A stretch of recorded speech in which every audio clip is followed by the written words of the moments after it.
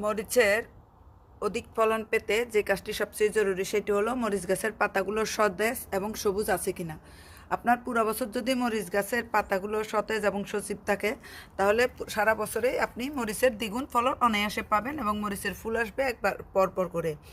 এজন্য আপনার যে কাজটি করতে হবে, প্রথমে দেখবেন যে মরিচ গাছে কোনো সাদা রোগ বা কোঁকড়ানো রোগ আসতেছে কিনা। যদি এরকম পাতায় দেখেন সাদা রোগ বা কোঁকড়ানো রোগ আসতেছে, তাহলে যেটা করবেন সেটা হলো 1 লিটার পানির মধ্যে হাফ টিস্পুন পরিমাণ দিয়ে দিবেন হলো ভিনেগার।